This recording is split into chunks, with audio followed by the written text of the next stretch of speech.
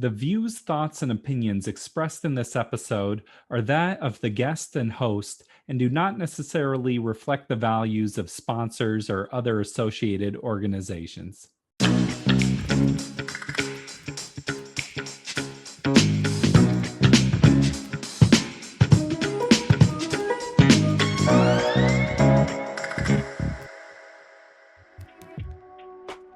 Welcome to the Parental Compass by Family Education and Support Services. I am your host, Bobby Williams. Please subscribe to the show. Tell a friend about the show. You are what helps make the show successful. Thank you for supporting. Today we are talking about boundaries. How do we respect ourselves without alienating people? What are boundaries in the first place? How do we model boundaries for children? Here to discuss this with us is Amy Armstrong. Amy is a mom, a co-parenting coach, and an innovator. Her new book, Mastering Boundaries, is soon to hit bookshelves. You can learn more about Amy's work by going to TikTok at Amy Adams Conflict Free or her website, the Center for Family Resolution.com. Let's check it out. So I actually have a little pet peeve about this because a lot of times people talk about setting boundaries and it feels like they're being very rigid and very firm. And I love that because I want boundaries to be sustainable, tough enough to be sustainable. But too often the boundaries are about putting someone else down or trying to control their behavior. So I define boundaries as that declaring what I am willing and able to do in any given situation. So it really has nothing to do with telling the other person what to do or criticizing in any way. It's that stating clearly what is true in my own willingness or ability to do or not do something. So just an easy, simple example is, let's say a mom works until 5:30 and her teenage son says, "Mom, I need you to pick me up at 5:15. Well, instead of criticizing how dare you demand of me, or, I can't do that, you just say, I'd be willing to be there by 5:45. So you notice even in my tone of voice, you can say that very nicely, very kindly. Sure, I'd love to pick you up. I can be there by 5:45. Is just very different than saying no to 5:15. So I like yes energy. I call it yes energy because we can always focus on the affirmative and be just as firm. And it feels even better in our brain, in our nervous system, to say yes than it does to say no. It's engaging. It actually feels safer than saying no. We're more relaxed saying yes, and that's always good for us. So it seems like it's not just you're not saying no, you're kind of building on the idea of I won't do that, but I will do this. So it's like this yes Exactly. and type energy you're using. It takes a little bit of work because we often don't know what we want or what we truly are willing and able to do. So it does take developing this muscle that's really asking, what is my yes here? So say someone's a people pleaser like you used to be, and they're not used to this idea of setting boundaries. How do you practice it or start building Yeah. up your boundary setting skills? Yeah, it's a great question. Start with someone that where you already have good rapport, where you don't feel a risk in the relationship. When there's a high risk, it's too scary to try setting boundaries. So we want to use our initial skill building in situations where we already feel confident in the relationship. So I remember trying this out one day with my dad. He had been recently widowed, and he wanted me to do his grocery shopping for him. But I had such a full day. I didn't want to feel guilty that I wasn't taking care of dear old dad, but I was not going to do his grocery shopping. And I remember the light bulb came on, and I was like, Dad, I'm going to teach you how to use Instacart. And some nice person is going to show up at your door in like within an hour. And it was exactly a boundary of saying, I'm not doing your grocery shopping for you today. But I was excited to help him get his groceries in some way that I was willing and able to do. But he's a safe person for me. I knew I could try that out on him. So we don't start with our boss, or we don't start in a really high stakes relationship where we're very nervous or anxious about what might happen if we don't say what that person wants to hear. But with practice, we can build up our confidence and eventually be able to speak up in literally any situation with a clear, confident, positive boundary. Hmm.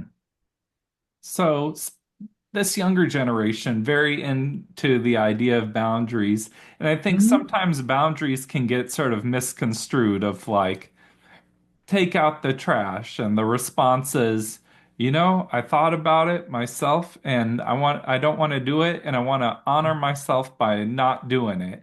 Mhm. Or like, oh, I said I would do something, but I didn't feel like it and I flaked out and set a boundary. So what's the distinction there between boundaries and just being flaky? Well, I bet you'll join me in being proud of young folks who have a backbone. I like it that they're willing to notice their own needs and they want to feel that their autonomy is intact. That's great. We need as parents to offer the way we speak as more of a choice. So believe me, as a parent, that you're in charge, we need parents to take that clear role of managing the household. But the parent can really think about what we're willing and able to do. And if we're doing some chores and we need our child to do some chores, what's wrong with saying, hey, here's these 3 things that need to get done before dinner? Which one are you willing to pick? That's very different than, say, take out the trash. And I get to try this out a lot because I do some training for an agency in New York City where I'm working with parents of urban kids that are very stressed. The family is very stressed. And what I have found is that giving even a little opening for choice reduces the stress level for the entire household. It feels more respectful to the teen, and it gives the parent less of a do or die attitude. There's less of a power struggle, more of a collaborative approach. And the child may still say no. It's just then the parent can have the stress management skills enough to say, I'm going to circle back in 10 minutes and see if we can work this out, which is, again, very different than making a demand that recreates the power struggle. And a parent can even say to the child, I am glad you can speak up for yourself. I don't want you to do anything that feels like a violation. And how would you see getting the trash out? And maybe that child's willing to do it in the morning on their way out the door. Maybe they're willing to take a turn doing it. And all that's fine. We're still teaching our child the importance of contribution, responsibility, and communication. It sounds like for this way you have to have a lot of patience. And I love the idea of giving choices because then, you want that autonomy. So it's like, well, I chose to do this. And if it doesn't work, the parent can say, well, maybe you'll choose a different idea next time. So I started to smile when you said patience. Let me address that. I actually don't think of myself as that patient. I just know I don't want to have a recurring problem. And to me, being a little more patient or thoughtful up front quickly addresses the situation so that an hour later, we're not still fussing about it. So it might be short-term patience for the sake of long-term efficiency. I think it's hard not to get into power struggles and not take things personal when in the moment it feels personal, or you get into those feelings of like, I'm not going to do what I say, you know? So, what Right. are your thoughts on that? Oh. So one thing I learned when I started becoming a radical truth teller is we can literally say out loud what we're thinking. For example, that sounds personal. I'm going to give myself a minute to see if I can talk myself out of it. So you're showing responsibility, but you're sharing, I'm going to need a minute to rebound from that comment. And you're also modeling good self-talk that you can ask yourself, is that true? Is that really personal? Or am I just sort of pushing a stressed out teenager here to the brink? And the more we are able to model our own thought process, the more we're teaching emotional regulation and awareness to our children that even as a regulated adult, we need to go through this process of saying, oh, I better take a minute here, which sounded really harsh. I bet I can handle that if I give myself a minute. And it's not that our kids should ever get a pass that they say anything harsh to us, but who doesn't want a redo? Who doesn't want that grace to say, that sounded really harsh. Let's have another go at it, right? You're still calling it out as not okay. You're just doing it in a way that truly models the respect you're seeking. Yeah, well, as a parent, you're always modeling the behavior. And I love what you're saying about creating an atmosphere of respect. Like you're Right. not being disrespectful back. You're kind of honoring yourself of like, okay, this sort of feels like this, Mm, and I'm gonna take a moment with it here. I'm going to take a moment. And it's kind of fun when families can come up with a way to name that so that it becomes just part of your family rituals where it's honored for people to take a minute, whether you call it a mini break, whether you call it a Zen moment, whether you call it that, my power breath, whatever you want to call it. It just reminds people that we can get our power back when we take that minute and not just react to the person in front of us. Because we know once we react, we really lose our influence. I want to circle back to honoring yourself a little bit. And I Mhm. found in my life when I'm not sure how I feel about something, I can kind of listen to my body. And, if something Mm, doesn't feel right, it's like it physically doesn't feel right. But like learning to listen to your body is right. hard, you know? When I first started teaching other coaches, one of the components of the program was about somatic awareness, which is, just your awareness of what's going on in your own body and what your body's telling you. I was actually a little bit embarrassed at how awkward it was for me to just, yeah, we have a body. We're not just brains on popsicle sticks. And starting to use words like, what is your gut telling you? Or, oh gosh, is there, restriction or constriction or anywhere that feels really tight when you say that? And just experimenting with different ways to talk about the body really helped me loosen up and start to appreciate that the more information we can get from our body, the more we know what to do and how to react. Yeah. So I like to challenge people, and I often have to check in with my body and theirs. I might offer a challenge about maybe another way to look at something and then say, does that feel like too big of a challenge? Would support be more helpful to you right now? Check in and let me know. And it just is a real invitation away for people to start to get to know what their body is telling them. Does that speak to what you were thinking? Yes. Yeah. Definitely it does.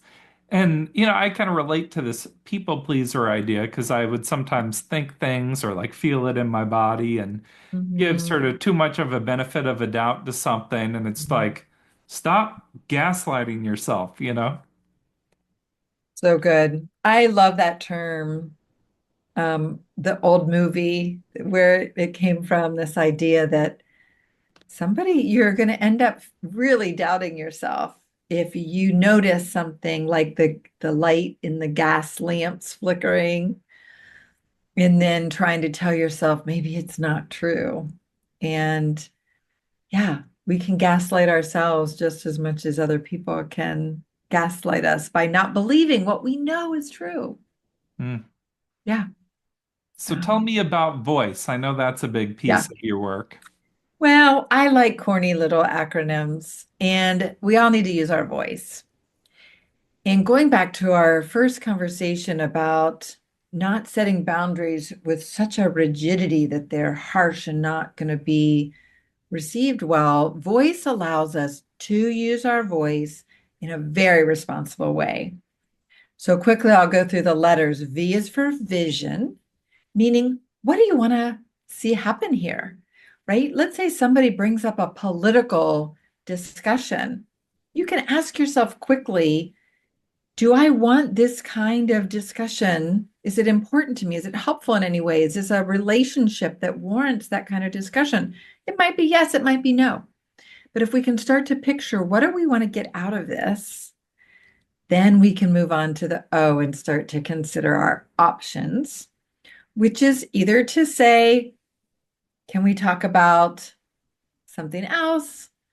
Or we can choose to engage in whatever way is congruent for us. So O is for options, recognizing there are always creative options of how we handle a situation.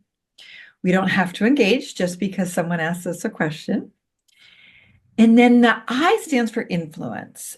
And many of us would like to control the behavior of others. And I don't know anyone that's ever been successful except by using fear tactics, which are probably very incongruent with our values. So I is for influence, what is really in your control? And let's focus on something really realistic. And then the C stands for commit. And that is to what am I willing and able to commit? So when a parent says, I'm going to throw away your phone, we know that's probably not really a commitment they want to keep. So we want to make sure we're not using our voice to say something that we're going to do when we're absolutely not committed to doing it. And then the E is our measuring stick. The E stands for empowerment. When we set a boundary, we want to look back and say, do I feel more empowered because of that boundary? Or do I feel some other kind of way that is not what I intended? And so we learn from the whole process, VOICE, how to build that muscle of being intentional about what we want to create, creative in our options, only looking at what we truly have influence, where we have influence, what we are willing and able to commit. And then the result, when we do it well, is empowerment. I know there's so much to your work, and we're only kind of skimming the surface today. Do you have any thoughts that you want to leave us with? Hmm.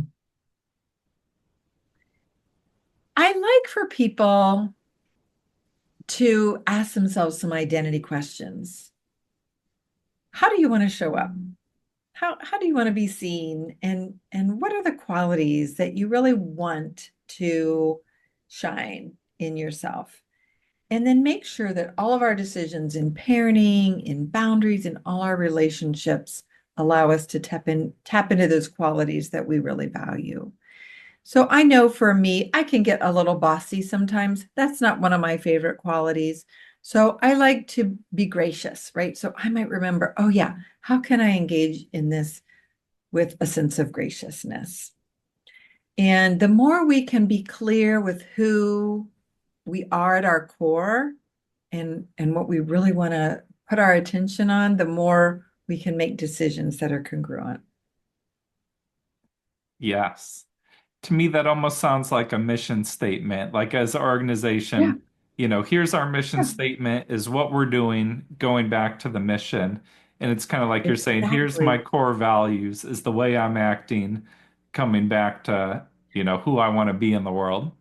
Exactly. And that applies with what we're watching on TV, with how we're spending our time, with how we're taking care of ourselves. And yeah, the more we can develop a true mission statement for our manner of being, the more we're going to be really satisfied with our choices. It's a journey. Amy, thank you so much for being here today. I felt so welcome. This was a delight. Thank you so much for having me. Thank you so much, Amy, for making it happen with us. We'll have to have you back on the show again sometime. This has been the Parental Compass by Family Education and Support Services. I'm Bobby Williams. We'll see you next episode. Peace.